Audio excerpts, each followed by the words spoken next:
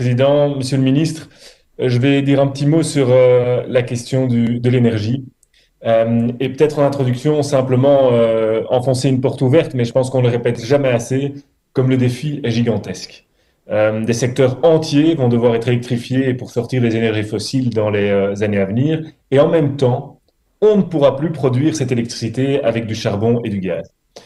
Et donc, à notre avis, on doit travailler tout d'abord sur la consommation. On ne va pas atteindre la neutralité carbone en 2050 sans travailler sérieusement sur la diminution de notre consommation d'énergie. C'est une des priorités. Et limiter notre consommation, c'est évidemment tout d'abord la rénovation du bâti. Et j'entends votre enthousiasme, Monsieur le Ministre, par rapport à votre l'augmentation des moyens et voilà les chiffres que vous nous montrez sur les augmentations. Mais pouvez-vous nous expliquer peut-être la logique qu'il y a sur la logique qu'il y a et les critères qui sont utilisés dans la répartition de ces augmentations pour qu'on comprenne bien pourquoi tel poste augmente 1,2 million et tel autre de 5,4. Quelle est la réflexion que vous avez menée derrière ces augmentations? Et puis vous parlez qu'en fin de législature, on va arriver à 130 millions d'euros annuels à investir dans le bâti. Et ce qu'on aimerait essayer de comprendre, c'est qu'est-ce que ces chiffres représentent en termes de nombre de logements rénovés et avec quel niveau de PEB. Parce que selon nos calculs, et évidemment chacun y va de sa manière de calculer, et on lit beaucoup de choses là-dessus dans les médias, mais il faudra certainement au moins le double pour y arriver. Le défi est gigantesque, on l'a dit, c'est 95% du parc immobilier bruxellois qui ne respecte pas les normes nécessaires pour la neutralité carbone en 2050. C'est 37% qui sont considérés comme des passoires énergétiques. Et donc, on doit avoir un débat sur ces montants, mais ce n'est pas uniquement la hauteur des montants qui importe, c'est aussi l'efficacité de chaque euro investi, vu l'ampleur du défi.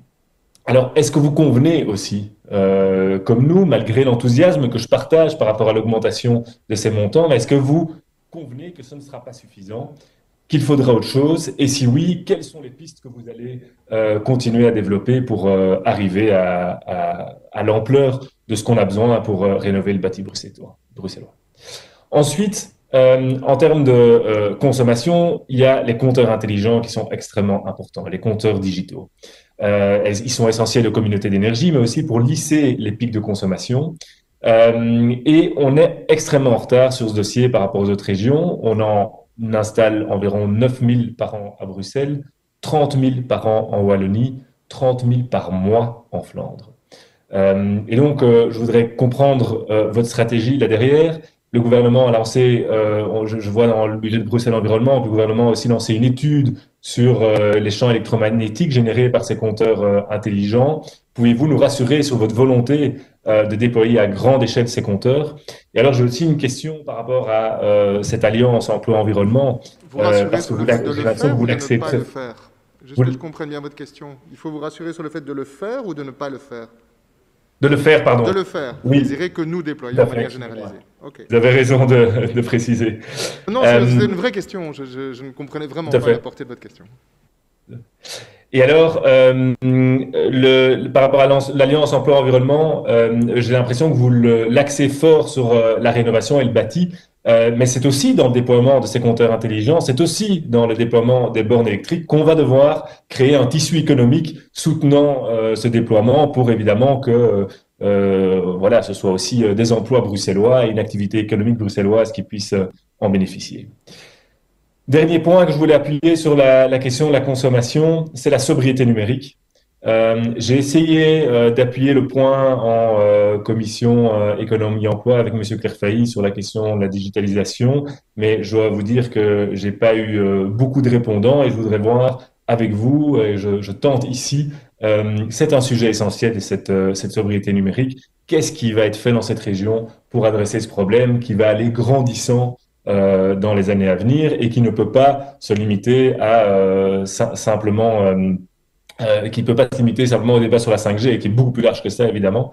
Mais comment est-ce qu'on va utiliser correctement les outils numériques à l'avenir, les outils numériques dont on a besoin pour le développement économique, mais aussi pour faire face à la transition écologique, mais dont on doit se servir intelligemment. Et donc, je ne sens pas encore dans ce gouvernement, j'ai pas encore voilà, suffisamment de répondants, je trouve, par rapport à cette question. Et je voulais voir si vous estimiez que c'était dans vos compétences et alors ce que vous alliez mettre en place à ce niveau-là.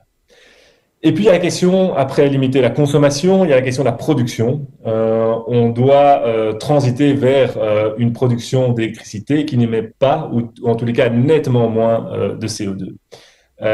Alors, quand on parle de production, je vais parler comme mes collègues de communauté d'énergie. Hein, je vais peut-être pas répéter les avantages de ces communautés d'énergie, mais non seulement ça permet de booster l'investissement dans les énergies renouvelables, mais ça permet aussi aux citoyens de se réapproprier, de se rendre compte que l'énergie, c'est pas juste poussé sur un interrupteur, qu'il y a toute une chaîne derrière. Et c'est important de refaire ce lien dans le concret. Et donc, vous parlez de ces 500 000 euros en 2021. Vous parlez dans votre déclaration de politique générale d'un soutien affirmé aux communautés d'énergie. Voilà, pouvez-vous nous dire comment concrètement vous imaginez ça? Où est-ce qu'on peut retrouver aussi cette ligne budgétaire des 500 000 euros parce que je ne l'ai pas trouvée? Voilà, à quoi vont-ils être consacrés? Est-ce que c'est de l'accompagnement? C'est du subside? Je pense qu'on doit avoir une stratégie claire là-dessus. Alors, euh, pour les moyens de production, en matière générale, on doit miser évidemment sur le mix énergétique. Il n'y a pas une seule technologie qui va permettre de nous sortir de l'ornière. En ville, c'est évidemment l'énergie solaire, la source d'énergie qui a encore un potentiel de croissance énorme. J'y reviendrai dans l'analyse des AB. Mais on aura besoin de toutes les formes de production d'énergie et toutes les technologies, tant le défi est gigantesque. Moi, je me bats depuis maintenant quelques mois pour qu'on change la décision de sortie du nucléaire au niveau fédéral. C'est un non-sens climatique. Et contrairement à ce qu'on peut croire, ce n'est pas qu'une question fédérale, puisqu'en termes d'objectifs climatiques, de développement des sources de production, cette décision va avoir un impact sur votre action, Monsieur le Ministre. Et donc, c'est aussi votre responsabilité comme ministre de l'Énergie de le suivre. Et donc, je voudrais savoir de quelle manière vous comptez faire valoir votre poids dans la CIM Énergie ou dans les comités de concertation avec les autres ministres de l'Énergie pour influer sur cette décision qui met, selon moi, en péril notre sécurité d'approvisionnement et qui va augmenter nos émissions de CO2. Alors, toujours dans ce mix, et peut-être dernier point sur lequel je voulais insister dans cette introduction, c'est l'éolien. Vous n'en avez pas parlé, il y a pas non plus un mot dans le budget. Pourtant, l'éolien urbain a aussi des avantages et pourrait, sur certains sites qui s'y prêtent, contribuer à ce mix énergétique. Le site de Bruxelles Environnement parle d'une technologie en plein essor. Je voudrais voir ce que vous prévoyez dans votre budget pour l'avènement d'éventuels projets pilotes en éolien urbain à Bruxelles. Voilà, je vous remercie d'avance pour vos réponses.